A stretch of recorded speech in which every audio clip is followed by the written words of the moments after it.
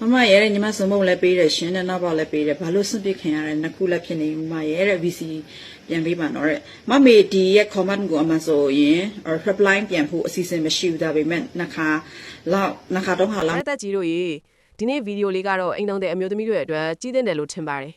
အဲ့ဒါကဘာလဲဆိုရင်သူ့ယောက်ျားကိုမှုန့်လဲပေးတယ်အနောက်ပေါက်လဲပေးခံတယ်ဒါပေမဲ့သူ့ဘလောင်းလုပ်ပေးသူပဲထားခဲ့ခံရတာပဲအခုဆိုရင်နှစ်ခုလက်တောင်ဖြစ်နေပြီဆိုတဲ့အကြောင်းကိုပြောလာတဲ့ဗီဒီယိုလေးပါညီမနဲ့အတူနားထောင်ကြည့်ရအောင်ပါမှန်ထားတာလည်းတွေ့ရနောက်တစ်ချက်ကမမေတို့အမျိုးသမီးတွေကိုလည်းအသိပညာလေးတွေနည်းနည်းလေးဝေမျှချင်တာလည်းပါတယ် CB ထဲမှာဆိုလည်းတဘာဝလုံကဲစွာတောင်းဆိုခံရတဲ့အမျိုးသမီးတွေလည်းအများရှိတယ်မပေးလို့စိတ်ဆိုးကြတယ်ဆိုတဲ့အမျိုးသားတွေနဲ့ကြုံရတဲ့အမျိုးသမီးတွေအများရှိလို့မမေတခုဒီဗီဒီယိုလေးကိုပြန်ရချင်းဖြစ်တယ်เนาะဒါကို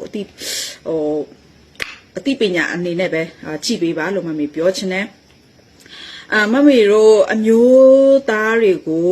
ဒီအဲ့ရပေါ်ကိစ္စတာဝန်ကျေရမယ်ဆိုတဲ့အဲမှာတဘာဝကိုလွန်ကဲပြီးတော့တာဝန်ကျေရမယ်လို့မမေမပြောထားဘူးနောက်တစ်ချက်ကဘာလဲဆိုတော့ဒီကိုတကယ်ချစ်ပြီးတမိုးထားမြတ်နိုးတဲ့ယောက်ျားတစ်ယောက်ကလည်းကိုဒီလိုတဘာဝ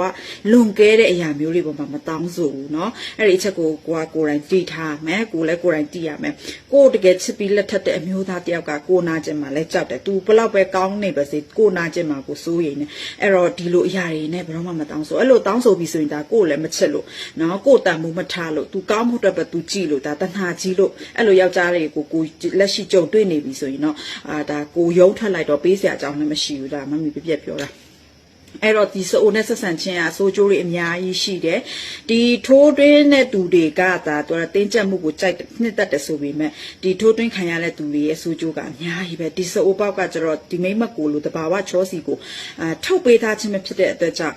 virus ပိုးတွေဒီဘက်တီးရီးယားပိုးတွေကဒီတွေးကြွနေတဲ့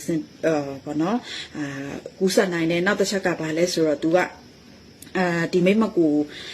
နဲ့ဆက်ဆံခြင်းထက်ဒီစိုးပေါက်နဲ့ဆက်ဆံခြင်းကဒီ HIV ယောဂပိုးကိုအစ30စာထပ်ပို့ပြီး